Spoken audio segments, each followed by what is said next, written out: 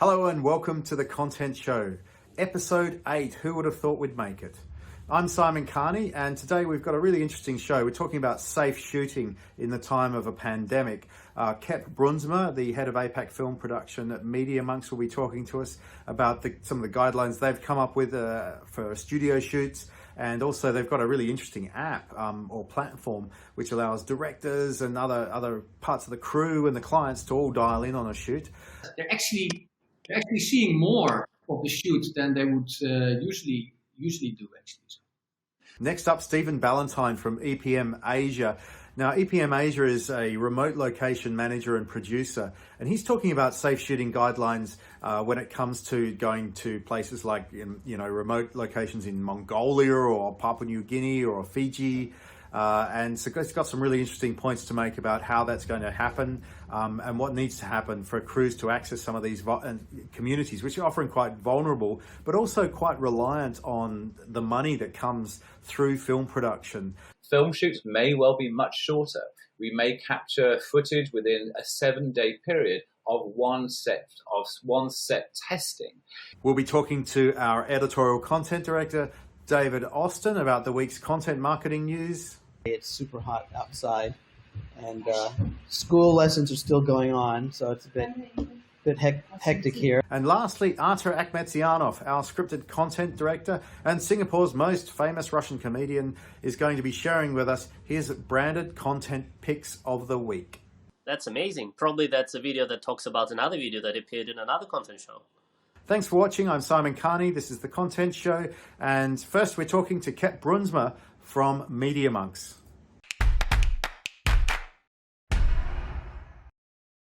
And welcome back to the Content Show. I'm here now with Kep Bruinsma, who's the head of production. Have I got that right, from Media Monks? Yeah, correct. I'm actually the head of film production in APAC for Media Monks. Yes. Oh, fantastic! Well, you've got a cool job and working for a very cool agency as well. So good on you. What I wanted to talk to you about today was this. You guys did a safe shoot, like a social distanced shoot before we all went into this circuit breaker. And it occurred to me, when we get out of this, when we slowly, incrementally move away from this, we're all going to be doing these shoots like this. So I was hoping you might just give us some tips and tricks on what we're going to need to think about as as production agencies. Yeah, we actually did a couple of safe shoots already. It starts a little bit with checking what kind of shoot we have. Most of the time, it is a shoot. If it is a shoot that can be done with, for instance, 5 people, then we look at a safe shoot in a studio. And we can do those kind of shoots in, for instance, Europe, where the COVID-19 rules are not that strict. People can still work in small groups. And if it's a bigger shoot, then we check if we can shoot it in different countries, for instance, in China or in South Korea or in Taiwan. But yeah, for every shoot that we do, we follow our safe shoot guidelines that we have set up. And that basically means that before we start each shoot, we have a pre-shoot health assessment with all the crew members. It's not the case that we actually ask a doctor to check the crew, but we just check with the crew itself if they don't have any of the symptoms. So we make sure that the crew is healthy. And then during the shoot itself, we follow a list of rules, which basically means that our producer makes sure that he has a list of items on shoot, like gloves, masks, garbage bags. But there are also a set of rules which we print out and we make sure that are visible all around the shoot. And we have a sort of a safe shoot ambassador that makes sure that the crew follows these rules. So what are these rules? These are in theory very basic rules. Make sure that you have 1.5 meter distance.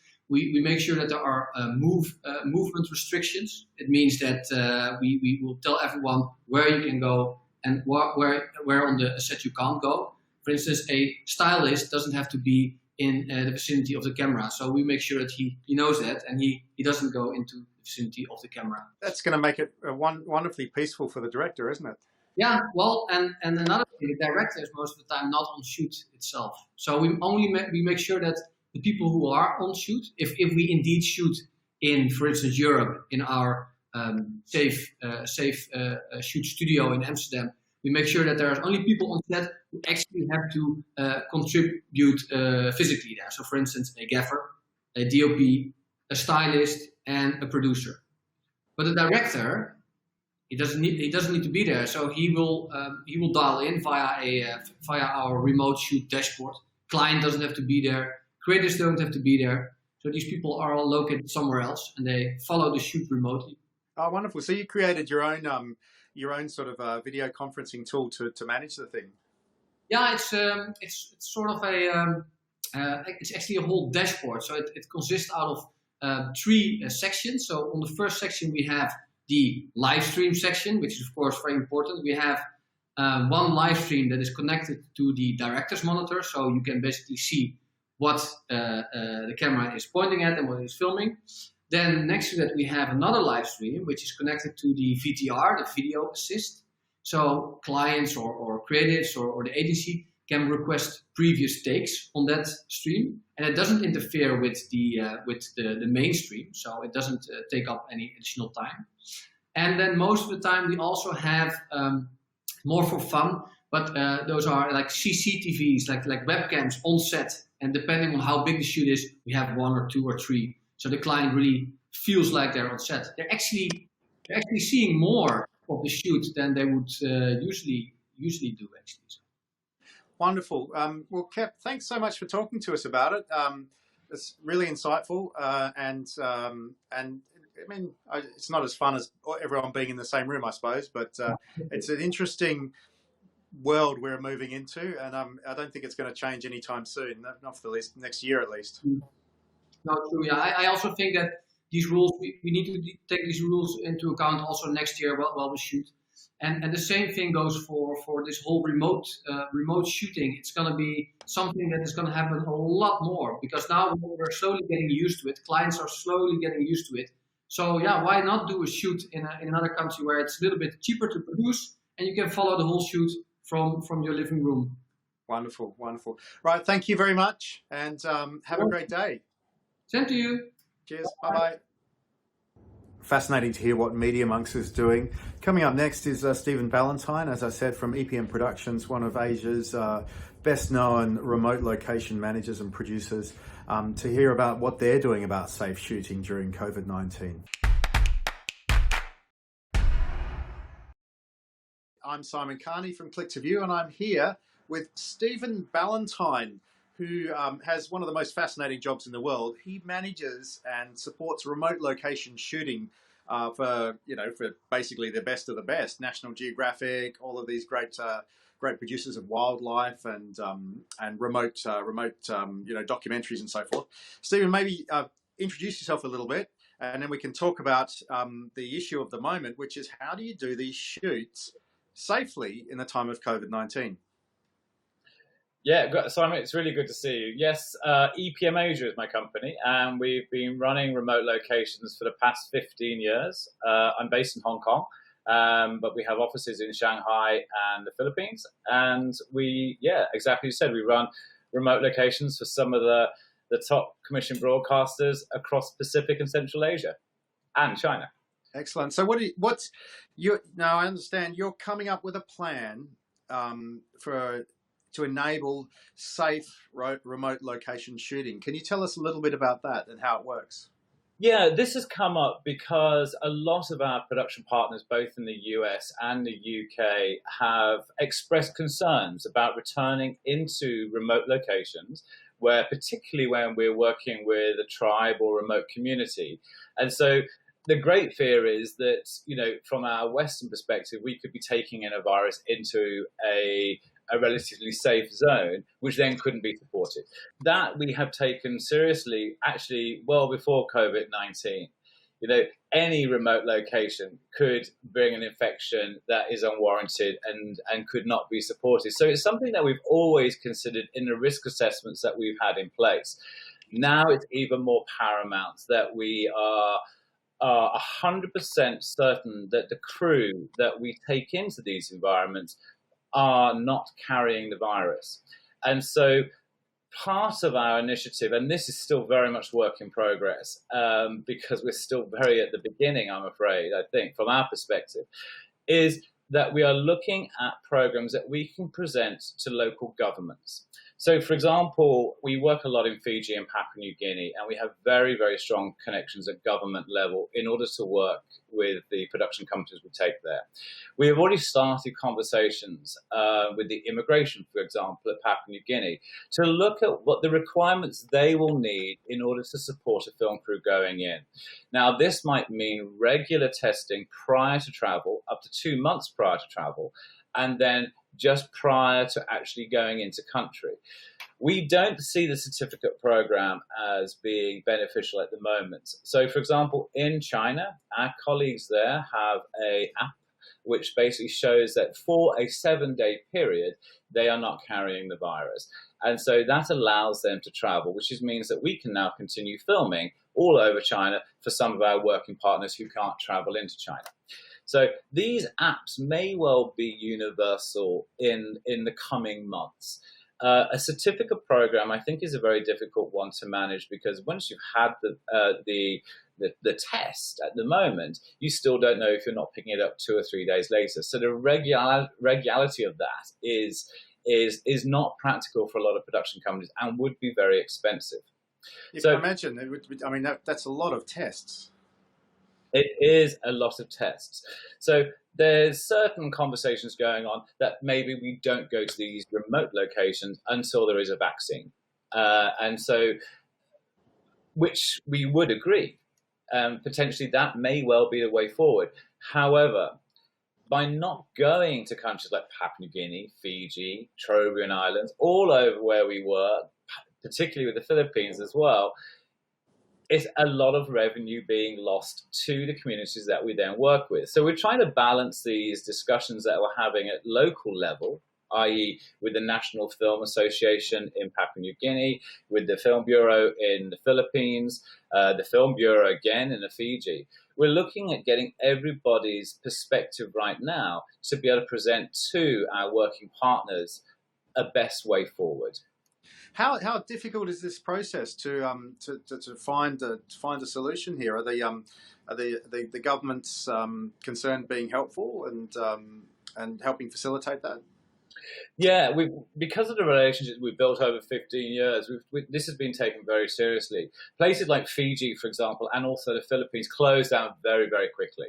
You know, I was actually at the airport in Port Moresby flying to Fiji to set up a shoot, literally when the order came through, and I wasn't even allowed to board the plane, which left me utterly stranded. So then I tried to get into the Philippines and then couldn't then get there.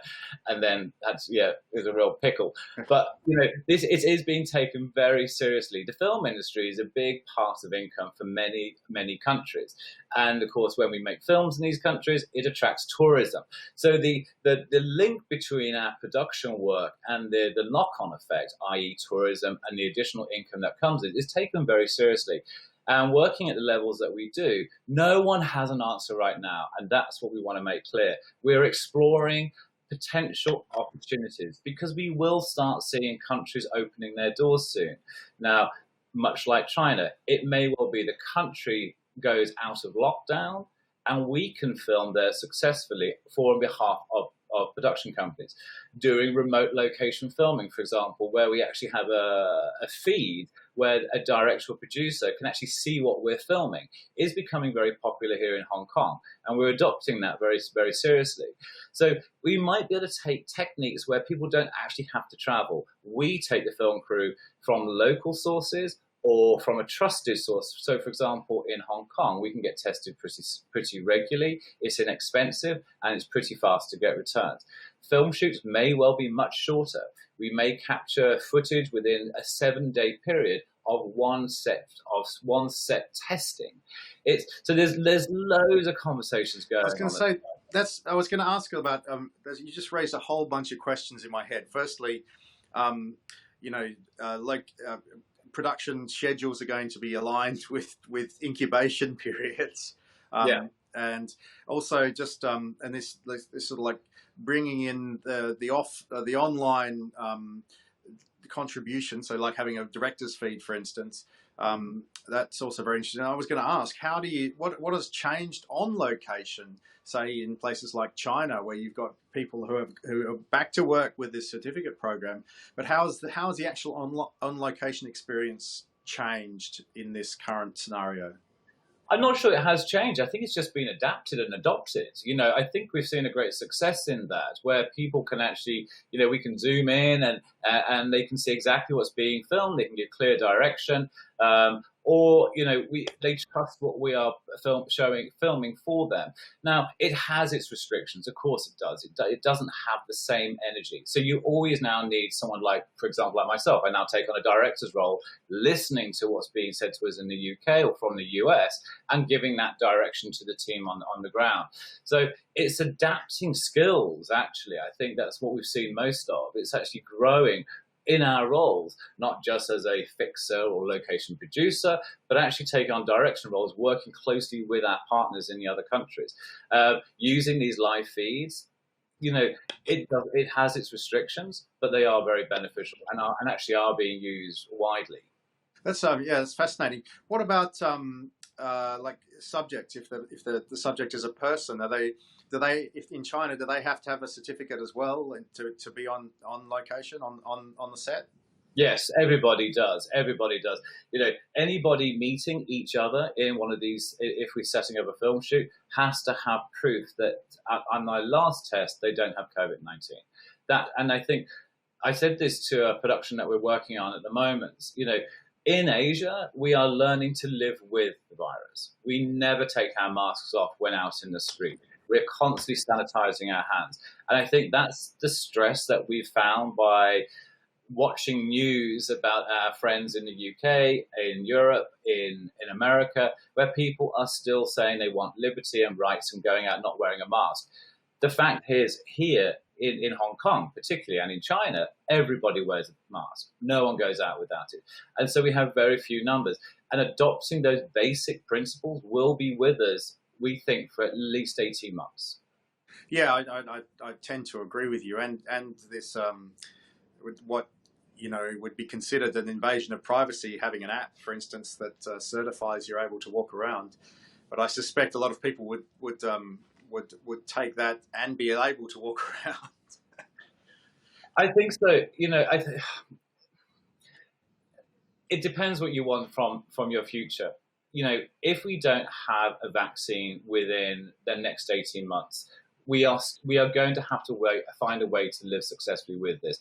If that means losing a sense of our privacy, for example, an element of it, then in my perspective, that is worth it in order to protect the community, and particularly when we're talking about remote locations as well. We can't afford to take this virus into some of the areas where we film, and we go very, very remote. We go to some of the remotest parts of Mongolia. It just would destroy a community. We've helped our partners out in Papua New Guinea, for example, who have no medical care, no medical support, by literally sending bundles of masks. So, it's a small step, but it's one step. It's something to help. And I think that's what we're going to see more of, where we help prepare the locations in advance as well. All right, so a lot more work for you as well. But, safety is a priority, of course. It is. I think, part of my job is to deal with the legalities and the safeties of all shoots. And, this has now added a brand new level. So, talking to our production insurers here in Hong Kong, we had a conversation with them on Friday, and we are looking at potential policies. So, for example, Thailand already asked that you have COVID-19 insurance in place before traveling into the country. Wow. No one knows what that means. No one knows who can provide this. No one knows what does it actually cover.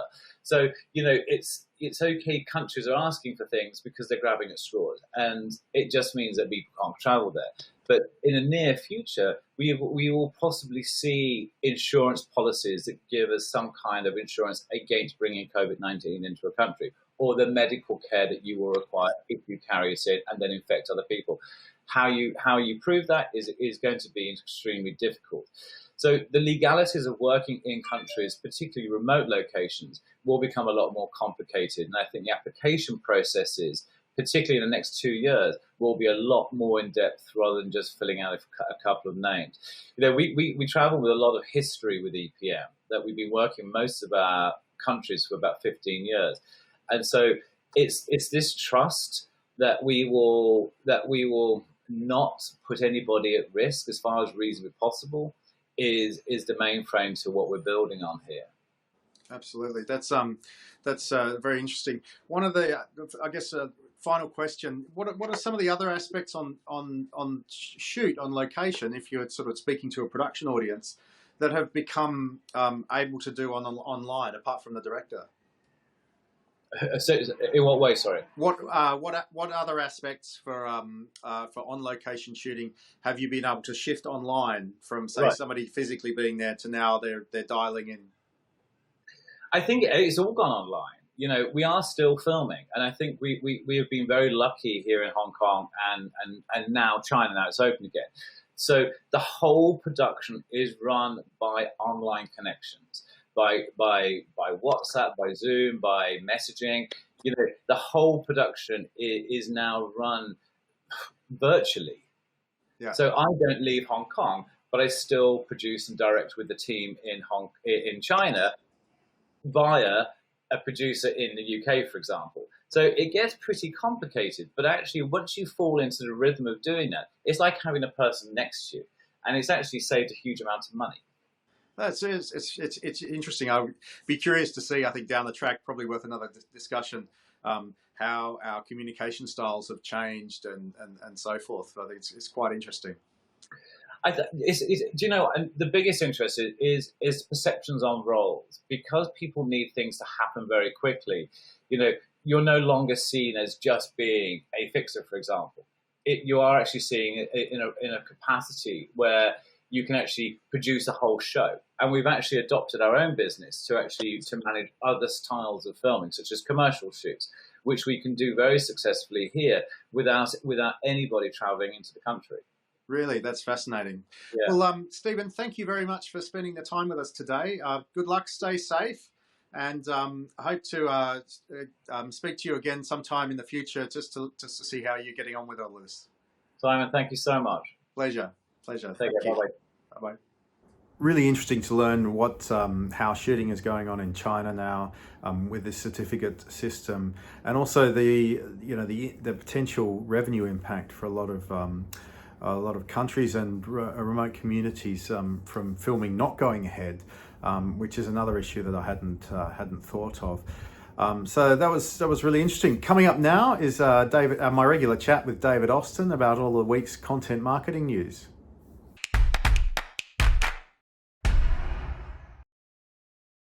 Right, and we're back. I'm with David Austin, our editorial content director at Click to View. Hi, David. Hi, Simon. How are you? I'm very well. How's the isolation? Oh, isolation is fine. We turned on the aircon today. It's super hot outside, and school lessons are still going on, so it's a bit hectic here. How are you? I'm good. I went for a bike ride this morning. I think it must have been before the heat ramped up because hello. Because it was quite cool, but it was very nice to get out and about, even with a mask on, of course. Well, lucky you. So today we're talking about the future of work and the future of content marketing. So it seems, from what people are seeing in China, that this whole work from home situation is not going to just suddenly snap back to work from the office or so forth. So here's some of the homework assignments. Yes. Okay. There you go. So, and that's going to impact the future of content marketing, because content's going to become more and more popular, more and more important. Plus, live stuff, webinars, for instance. We're seeing a huge uptick in live streaming that's driving e-commerce sales. So, I guess, David, what are your thoughts? Do you think this is right? We will have more work from home, and yes. Do you what if that means more content marketing, more live stuff? Mhm. Now, what's the story in terms of like the automation of that versus the human touch? Right. Well, yeah. As anyone can see in our blog post this week about the future of work, it's a really great piece. There's so many benefits to working from home as far as productivity, cost savings. People are happier if you can strike that right balance. It's a trend that's going to continue. I don't think people are going to 100% stay at working from home, but post crisis, it's going to be much higher percentage than pre crisis. And yeah, when it comes to content marketing and content, there's such a greater demand now that more and more of everyone's daily life has moved online. But there are a lot of tools coming out that are going to uh, help everyone meet those goals. We also talked this week about just the intelligence, content intelligence, being applied to everything we do, and that's relying on AI to do things like you know uh, even come up with customized or personalized call to actions for different campaigns. It can help you commission content automatically. Basically automate a lot of those more daily routine tasks that are on everyone's plate. And next week, we have an interview coming up with Michael Lyons of of Recovery Systems. He's a small business owner that uses content marketing quite effectively for his business, and he talks about how he's automated with bots to do like the very routine stuff. The first layer of content, name, interest, that kind of thing. But beyond that, he really wants it to be personal, and he makes sure that he reaches out and personally connects with everyone that's contacting him.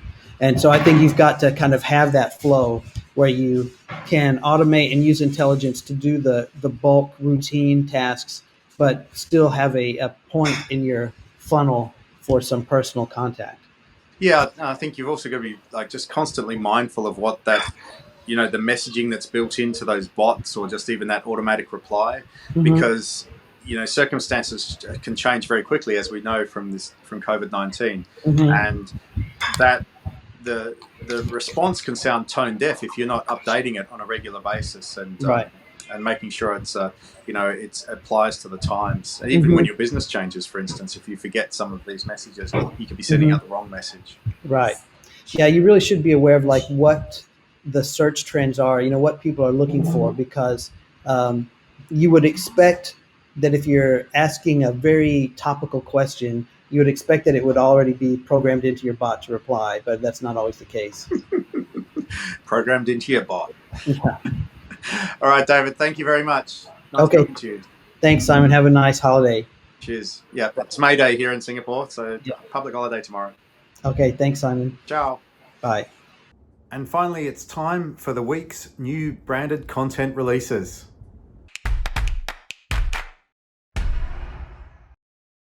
Right, and we're back for the final segment of this week's content show, and I'm with Artur Mexianov, our scripted content director at Click2View and Singapore's most famous Russian comedian, to talk about the week's branded content releases. Hello, Artur. Hello, Simon. How are you? I'm very good. It's a bit Inception-like this week.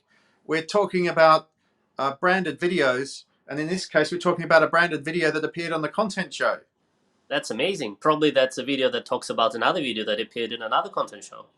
We might be onto something here. So I can talk about this one because I did the interview. It's we released the content, the last episode of the content show, and a full length interview because it was really good with Jay Mueller, the founder of Bad Producer Productions. He's talking about what makes a great podcast, and really getting into the nitty gritty of the things you need to know to become a great podcaster and to create some great content, and more importantly, drive a huge audience. As you know, Artur, that's the hardest thing of all. That's true. That's true. I mean, first of all, Bad Producer Productions, amazing name, definitely trustworthy. I Well, think that was given to him. That was given to him by a comedian, an Australian comedian called Mick Malloy, who he used to produce a radio show, or does produce a radio show for. And every time something went wrong, Mick Malloy would point his finger at him and say, "That's bad producing." yeah, that's amazing. Yeah, I think one of the key interesting points from the interview was that podcasting basically gives a voice, an opportunity to target both mass markets, but also you can do very, very niche audience oriented shows and basically create a cult around certain topics. I think we even did like a web comic. You remember we featured the guy who did like 150 episodes about McDonald's being a pizza brand. Yeah. So again, like where and when in the history you can expect that. Exactly. A bit like a content show of a niche product. Yeah, that's true. All right, now the next video is another Click to View one. Is this right? We sat down with the Grab's head of people to explore its partnership with Workday. Yeah, that's an interesting one. Again, another inception because both Grab and Workday are the clients of ours.